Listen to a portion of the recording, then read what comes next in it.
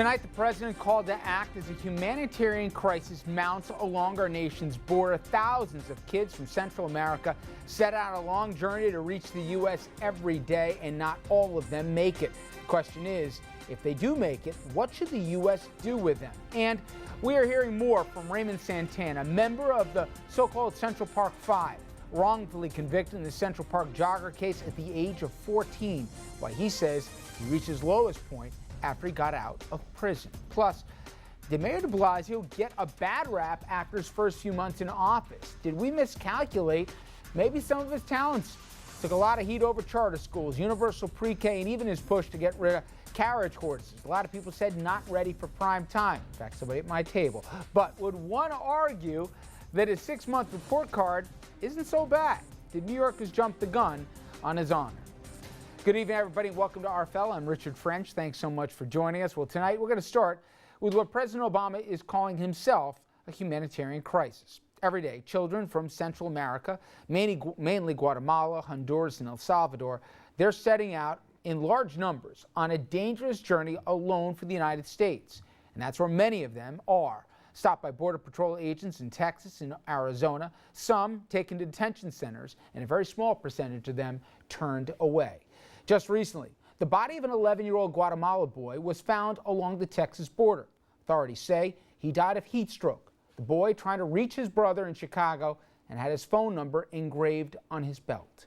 He and so many others like him don't reach the United States. And last week, President Obama directed a very stern message to the parents of these children.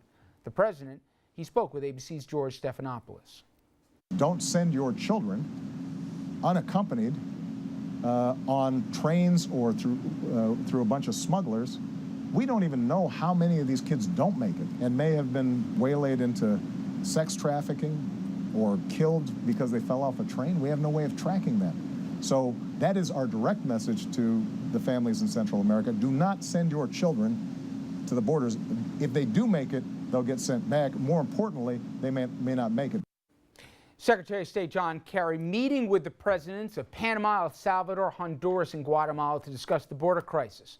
Monday, a frustrated president announced plans to take executive action on the matter due to more, you guessed it, congressional gridlock. There are enough Republicans and Democrats in the House to pass an immigration bill today. I would sign it into law today. And Washington would solve a problem in a bipartisan way. But for more than a year, Republicans in the House of Representatives have refused to allow an up or down vote on that Senate bill or any legislation to fix our broken immigration system. We now have an actual humanitarian crisis on the border that only underscores the need to drop the politics and fix our immigration system once and for all. I'm beginning a new effort to fix as much of our immigration system as I can on my own. Now, the president's move to take executive action, it's gaining heat here from Congress.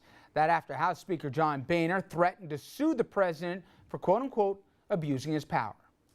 The president continues to ignore laws that he signed into law, violating his oath of office. We have to be humanitarian, but at the same time, let them know that if they do come, they cannot stay here. Otherwise, we'll never stop the flow. I think what you need to do is ask the Guatemalan government where they want these kids dropped off when the buses bring them back down there. All right, so you got the range of opinions. Let's bring in our panel right now. Michael Tobman, Democratic political consultant. Dominic Carter, political journalist and author, proverbial slip there. C. Scott Vanderhoff, an attorney and former Rockland County executive, and Andrew Whitman, senior political correspondent. It's already starting out. All right, this isn't easy because I get, Michael, bring us, you're tired, you're hungry, but I also get you got 60,000 kids coming over the border without parents, and you got a humanitarian crisis. I'm speaking to people not in New York City, but up in the Hudson Valley that are taking these kids in large numbers with makeshift facilities to try and figure out what to do with them, and they're from age 4 to age 17. This is a mess. I'm putting you in the Oval Office. What do you do about it?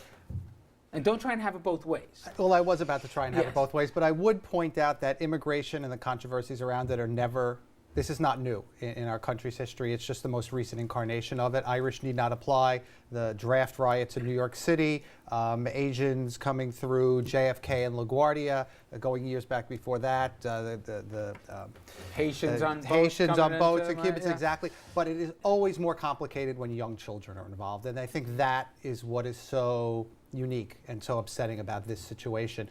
I am pro-immigration. I think the more the better, with certain controls, but as most of the time a good Democrat, I would still point out this is not a new crisis. It's not a crisis that didn't exist on Sunday. Tell me what you do. I'm getting there. It didn't not exist on Sunday and then start on Monday. This is an unfortunate situation and highlighting something that's been going on in order to gain leverage on the immigration bill in a congressional election year. So I'm refusing respectfully to answer because I don't think it is the crisis it's being painted as. Now, Dominic, I heard the president say, hey, I need $2 billion, and I'm going to put more judges in place. I'm going to expedite the court process. I'm going to find facilities to hold these people temporarily, but we're going to return them back. Fact of the matter is, of every 5 kids who cross the border, 4 are staying right now, and that's just the hard truth out of it all. Many being reunited with their families, including parents that are here, aunt, uncle, whatever the case may be. But this is hard. We know what we're sending them back to in many cases. I mean, why do you think they're coming 1,000 miles here, in the dead of desert with coyotes, paying them, and who knows what's happening to these kids before they even come here. So what do you do? The humanitarian thing to do, and I'll answer this directly, is to send them back home.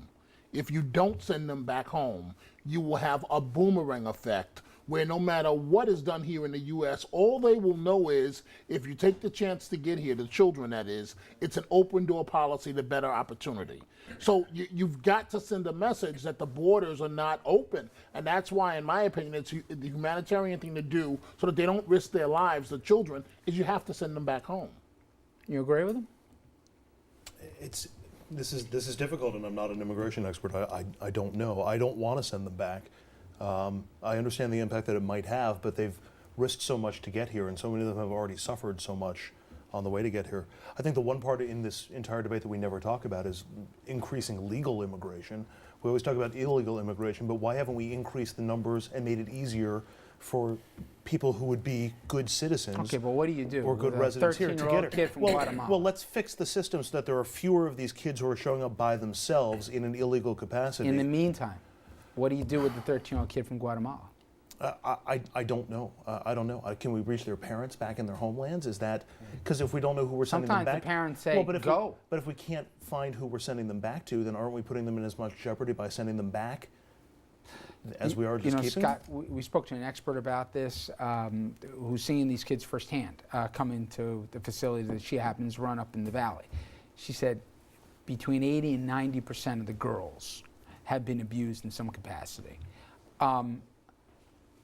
We kind of know, even if we don't want to know, what we're sending them back to in many cases.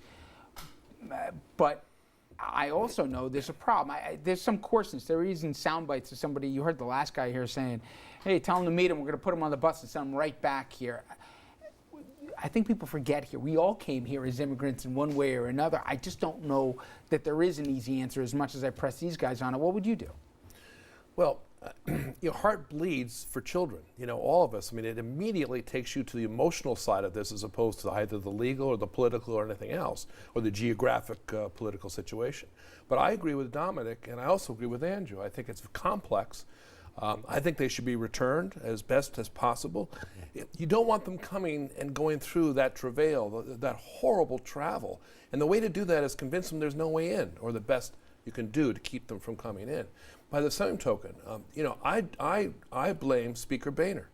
I believe the Tea Party is at fault here for not agreeing with the original immigration reform, which is desperately needed to try to deal with this. A plan that George W. Bush, I think many people forget, strongly supported, and I think long-term on a political, not that this, forget the politics, but politically, Republicans are going to wish they got behind that in the not-too-distant future. I think you're right. They could have owned the issue in the Latino vote with so many of the Roman Catholic, let's say morals that come along with that population.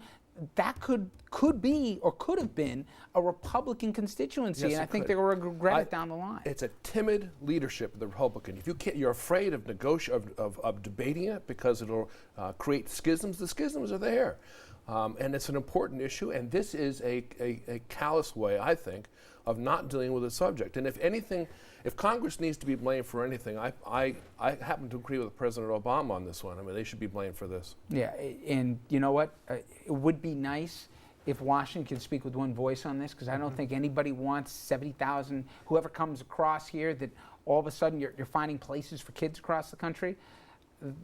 That said, I wouldn't hold my breath that we'll find that singular soundbite out of D.C. Okay, now, I want you to make your opinion heard on this. Go to Facebook, as well as Twitter, and sound off on our question tonight. What do you think the U.S. ought to do with the undocumented children who are trying to cross the border? You heard the table struggle with this answer. I'm curious what you have to say. Should the country provide them with temporary housing until they're reunited with their families if they have some here, or should the U.S.